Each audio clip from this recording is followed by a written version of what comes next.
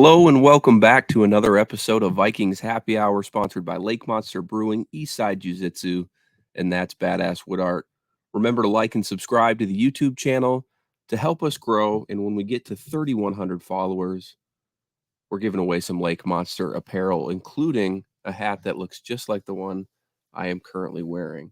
We haven't really formally announced this, by the way, but every Monday morning, it typically will be post Vikings game, but since we had a Thursday game, we decided to just wait it out. But Miles and myself will be going live, not live, but recording, to kind of give a recap on what we think. We're calling it Vikings Happy Hour still, but internally we're calling it Monday Morning with Matt and Miles. All the alliteration that you could want is here. So let's dive into that, Miles. Let's dive into last Thursday's game.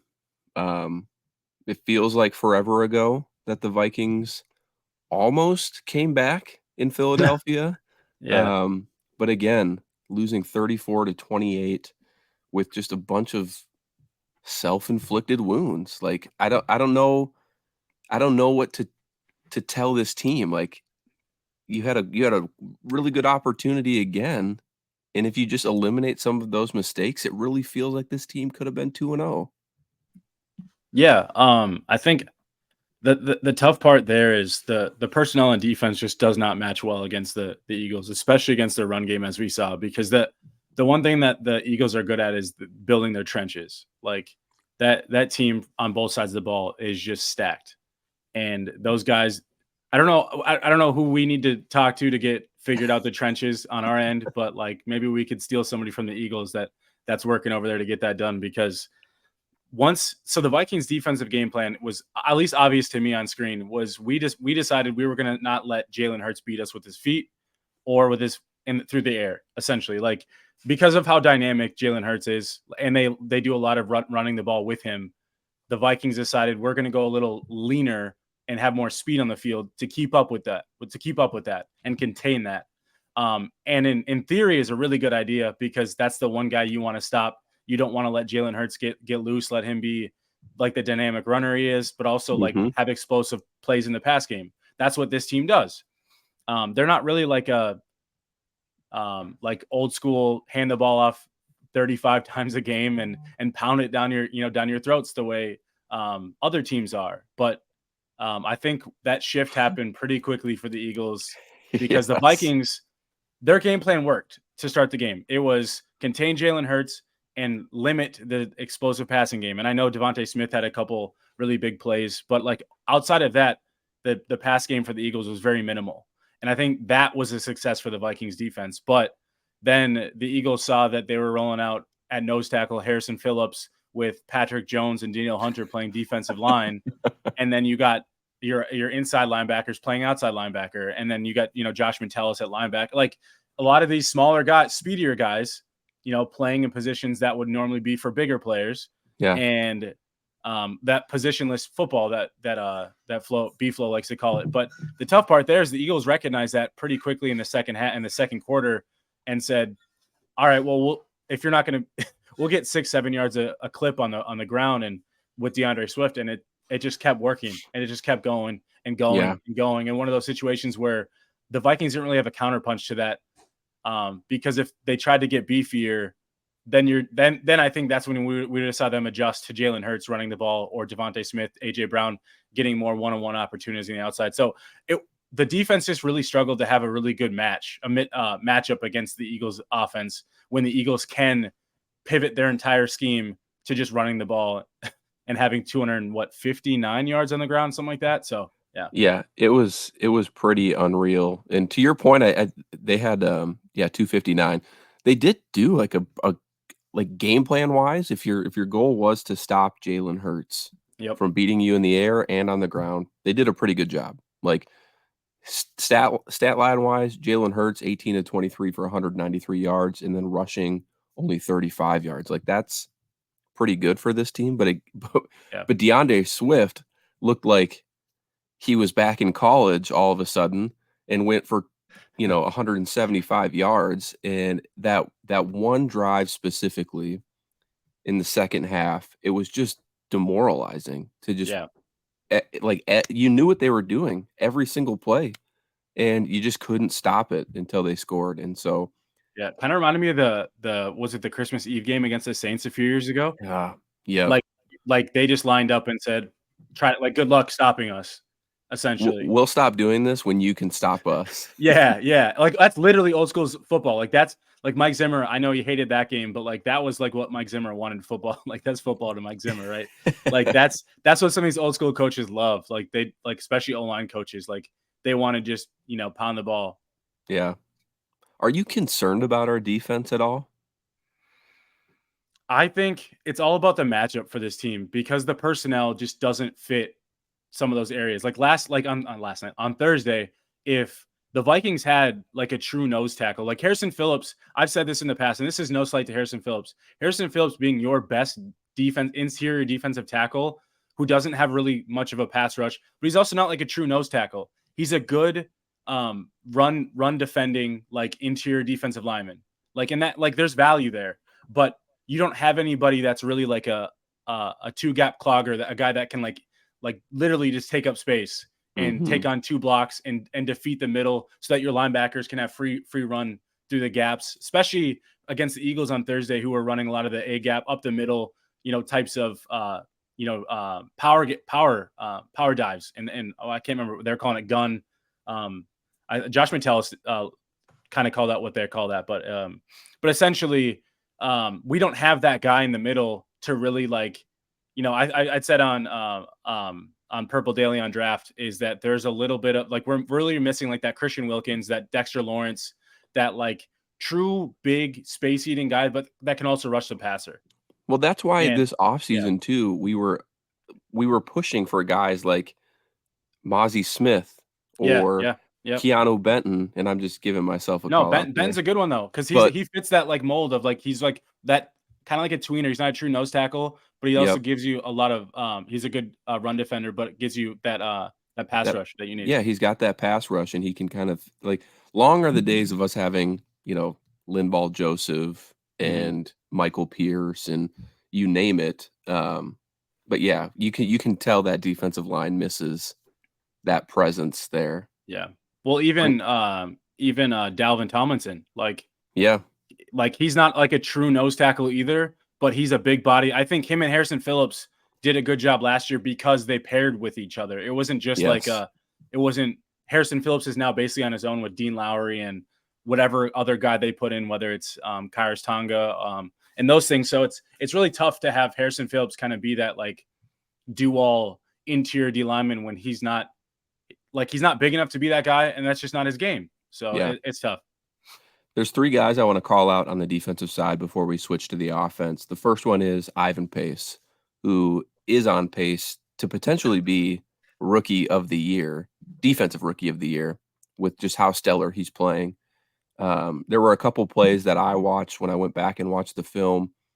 He's just shedding double blocks against these like just massive guards and making plays on Jalen Hurts, who's not a small quarterback. And just the way he penetrates those gaps and creates pressure on his own.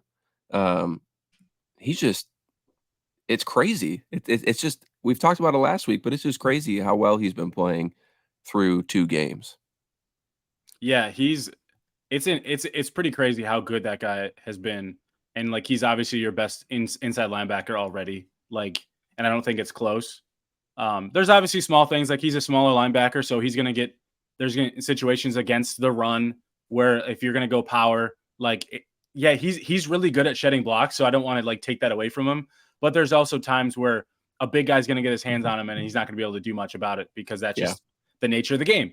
And you saw some of that on Thursday, but I also think again, that goes back to that nose tackle. Like if you have a bigger guy in front of him, that's beefier, that can help him take those guys from getting that second level as quickly. That helps guys like Ivan Pace, who are so good at reading and reacting. And that guy's just like a missile when he comes downhill. He's so good at just going to make those plays. So, I think Ivan Pace has looked really good. He's obviously been a bright spot on that team who's desperately needed a defensive bright spot, a young guy to come up and step up early in their career that you're not like worried about over the next few years. It's like that's a position you hope that's like locked down. Like that's one guy locked in, solidified. Like, and I know it's again, 2 games, but like to start his career, that's one of those positions that's Kwesi's building out like the long-term plan. That's a position you should have solidified. Yeah. The other 2 I was gonna call out was, I think Cam Bynum. Cam Bynum Yeah. has played really well and is reading the field great. He's always like, you talk about a missile, he's always near the ball. And it may be because they're kind of deploying those, 6 DBs, Yeah. and he's got just more ability to fly around the ball. But also your guy. I think well, real quick, I think the defensive scheme allows him a little bit more of that freedom. Whereas the last scheme, he was just playing so much more shell defense, and he didn't have the freedom to be able a little bit more like aggressive because Mhm. he had to focus so much on the deep ball and playing deep coverage. And I think Ed Donatel got a lot of flack, and there's a lot of reason for it. But I think Brian Flores' like defensive scheme fits the Zimmer scheme, and that's where a lot of these players come from. Yep. And I know they started to turn over the roster on defense, but like a lot of these core players, Cam Bynum was one of those guys, Harrison Smith, those guys come from that aggressive style of play where they have a little bit more of the true freedom to play more free. And so that's one thing I think from Bynum's perspective that we're really getting to see. Yeah. Yeah, absolutely. It's been awesome to kinda see him progress through the years, and, um, yeah, speaking of guys probably due for a contract soon, he maybe will get one, Yeah. especially with Harrison Smith getting older. But the last defensive guy I wanted to call out is your guy. Pounded the table for him, almost predicted the signing. Byron Murphy through 2 games has been really, really well, played really, really well. Um, I thought the way he kinda locked down A.J. Brown last week, Yeah. was phenomenal. And I don't know if you went back and watched that specific pass breakup, but the way he just reads and reacts. I thought that Um, was going the other way. I yeah, thought that was I the throw location is probably the only reason that ball wasn't a pick six, but like yeah, that was legit. but it's nice to know that for the first time since probably Xavier Rhodes in his prime, like I feel confident that nothing's really going to happen on Byron Murphy's side of the field wherever he is. Um, I'm sure there will be instances where things happen, but for the most part, I feel pretty confident that things will be okay on Byron Murphy's side of the field. Yeah, he's playing a lot more on the outside than I think I don't know if I think the Josh Metellus role is great for Metellus, and I think this defense, but I do wonder if they envisioned a little bit more of Murphy in the inside, so that he could be a little bit more of a roamer. But I think with this new makeshift defense, Murphy on the outside has done, like you said, he's done a really good job. Yeah, I don't view him as like a true lockdown, but he's good in this scheme where he gets to play aggressive. He gets to play in your face if he needs to. He's that type of like versatile cornerback that you're really looking for. That inside out versatility I love too. And so like big fan of what he's been able to do the first 2 weeks. And then Yeah. I know we haven't touched on it too, but I think Caleb Evans, another big game, another good game of. There's a couple plays like obviously the Devontae The Smith the touchdown. touchdown, yeah. And I think that overshadows the rest of his game, though, because it's fair. It's a fair point because it was a big play. Like that was obviously a huge play. But I think overall, and I think going into the season, you can't act like you don't expect some of these things to happen to Mhm. Caleb Evans, who only had 150, 200 snaps last year. So Yeah. he's still green, and so you're hoping that those mistakes get fixed. But at the same time, I still think there's the ability, and he's put a lot of good things on tape as well. And being that big physical long corner who's got explosion. I just think I really like what I've seen from him as well. Yeah, it is a little disappointing to still only see Andrew Booth on special teams, but, Him and Lewis uh, seen both. yeah, but we'll see if as the season progresses, maybe they get a little bit more comfortable Do with it. do we want to talk about that quick? Like I know people We can either so talk the about it here or Wednesday, right. because Well, it's gotta so be a conversation. it has to be. But well, real quick. So like obviously Josh Metellus got hurt, got banged up. Sounds like he's okay. That's a friend of the show. Like we hope Josh is okay. Sounds like the x-rays were negative on his shoulder. That's great. He came back in the game. But when he came out, I, I think I don't know what people thought expectations there, but instead of switching everything up or putting Lewisine and they put Theo Riddick. I'm going back. I'm going back a few years. Bold Theo strategy. Jackson, right. Theo Jackson came in, and I know he had a really nice pick. He also gave up a big play against Devontae Smith, but he's the one that came in and played that like big nickel inside linebacker role that you might have thought maybe Lewisine was gonna get an opportunity to do. So it kind of shows you the pecking order a little bit of like where Scene sits and Booth, because both those guys are kind of relegated to special teams duty only, and it seems like only in emergency like injury situations are they going to get an opportunity to play on defense right now. So it's just an interesting time to like think about if they'll ever get an opportunity again or win. Yeah, and I'm just looking here right now. I'm looking at total snaps for that game. Yeah, I mean, on the defensive side of the ball, we didn't even see Andrew Booth. Mekhi Blackman got 14 snaps. Yeah, he's limited too. Like they're keeping it. They're keeping that big the positionless defense kind of like their base, where it's Josh Metellus and Murphy and Evans on the outside. Yeah, it's the top 4 snaps on the team last week were Byron Murphy, Cam Bynum, Harrison Smith, and Caleb Evans. Wow. And then wow. Yeah. That worries me a little bit in the sense that like as the season goes, if you don't have enough depth at that corner position, those guys are going to not wear down like to the point where it's really bad, but you want to have some of that rotation. Like those guys, like that's Mike Zimmer defense. Remember 2017-18? Like those guys are literally playing like 100% of the snaps. Time. Yeah. And you could tell by the end of the season, sometimes it wears on guys because it's a lot. That's a lot on your body. And so I know some of these positions, it's harder to like rotate out in and out of, but when you don't have the confidence, some of the guys behind them to give some of those guys a breather every once in a while, it's tough. And so it's early. So I don't want to like make this like a hit the panic button type of thing because those guys are playing good. But it's just something to like think about. I think it could be situational too. Like, that's because true. of the games that we were in, they don't maybe feel as comfortable putting in depth because they need to make plays and get back into those games. But obviously guys do need rest. So they got 10 days to rest on defense, but let's transition here. Let's talk about the offense. Obviously there were some, again, self-inflicted wounds on that side of the ball, but when you look at guys like Kirk Cousins, Justin Jefferson, Jordan Addison, like I think the passing game has been as advertised. 100%. And the only concern I have is what are we going to do with this running game? Alexander Mattison, 8 for 28, 3.5 yards. Ty Chandler, again, no rushing yards. Like he had that versus Tampa. I just don't know what this team can do. And I know they're down Bradbury. I know they were down Darisaw. And at one point, Oli Udoh went down, which that's a different discussion on how they're going to replace that as a depth piece. But actually, I think Quesenberry played decent. But he did solid for what he needed to do. I'm really starting to get concerned about this run game. And you can't be just one-dimensional. You can't just be a full-on passing team. You have to be able to run the ball to some capacity, and this team can't do it. And I think that probably shows why they brought in guys like Kareem Hunt, Mike Davis. Maybe they think it's that, but I think it also could be the offensive line. So I don't know. But that's probably my top concern as we head into, week 3 versus the Chargers.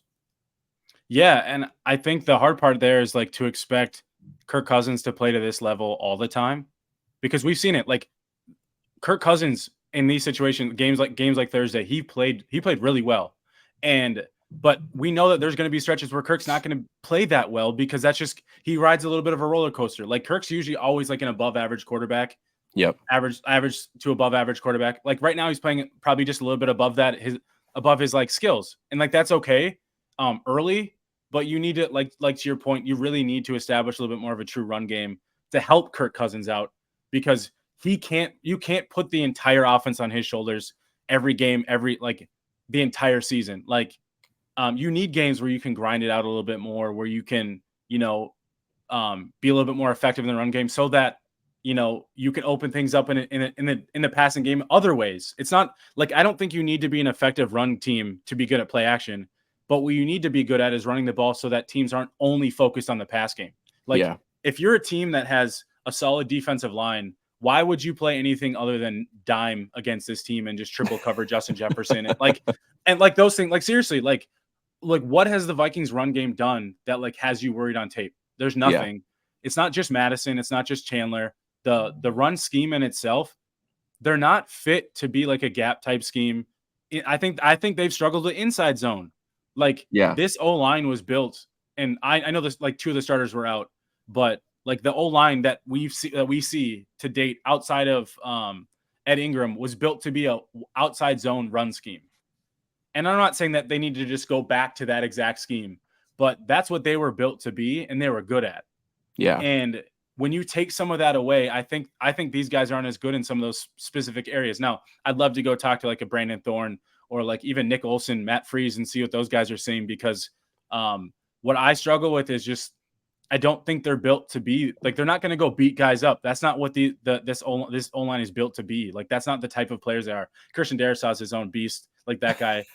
But like in general, like that's just not what this O-line's built for. They're built for their speed. They're built to like get to gaps, get to space, and let their running backs cut off of them, not drive guys into the ground. And so I think the hard part there is I think there's like the O-line coach, there's probably the run game coordinator Cooper.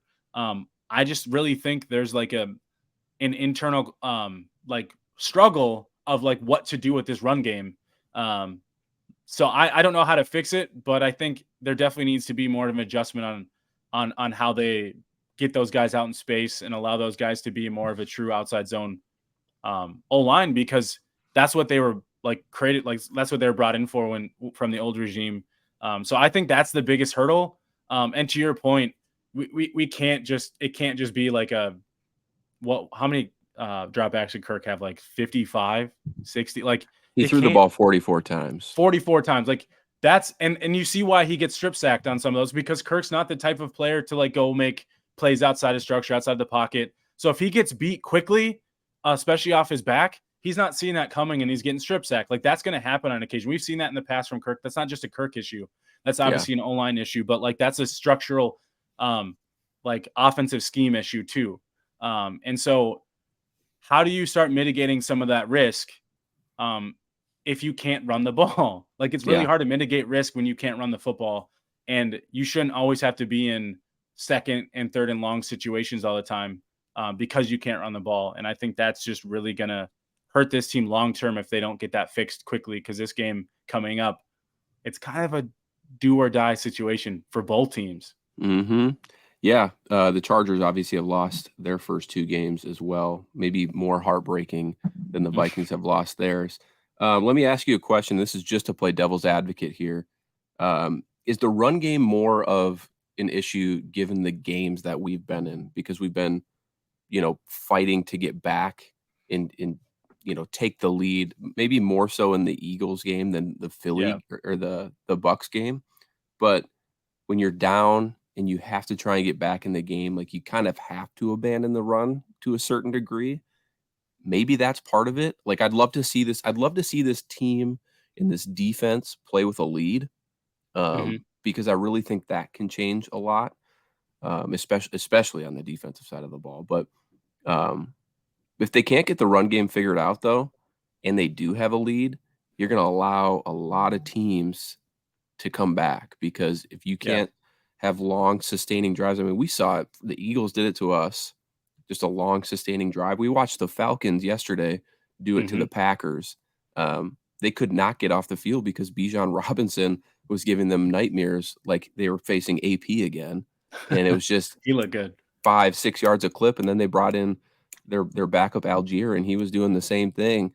And if you can't stop it, it really takes a toll on a defense when the other team has a lead. So I don't know if that has something to do with it, but yeah, it's the top of my list for concerns heading into that Charger game. Yeah, it's definitely an area that they need to figure out, because what Kirk said it best: you throw to pass, but you run to win, or throw to score, run to win. But the tough part is you can't get in that mode if you're always playing from behind, or if you're in a situation where you can't run the ball at all to get yourself like. That's why you're going to see a lot more 3 and outs from this offense, because they can't run the ball at all. And that's not to say that the passing game can't carry. Like this is a pass first team. And I don't think anybody has a problem with that. But when your run game isn't efficient at all, like, and you're becoming only a pass only team, that's a different scenario.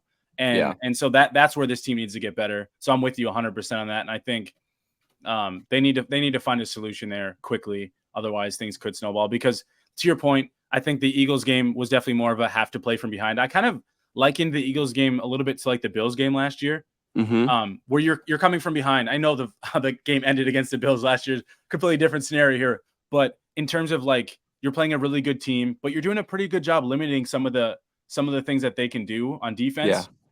You're passing the ball over the field, a couple mistakes here and there, obviously, but like overall, you had to come back and throw the ball to get back into the game. Whereas the Bucs game, I think if they had been able to run the ball a little bit more efficiently, we might not have seen those last 2 drives be 3 and outs. Like those types of scenarios to close the game. So like there's those things where I have a hard time only blaming the defense for some of these games for the reason why the Vikings are losing, because if your offense can't run the ball, if you can't get, sustained drives, even if you're not always scoring on those drives, but sustaining drives to keep your defense off the field and those types of things, you're really going to be in for it over the long haul.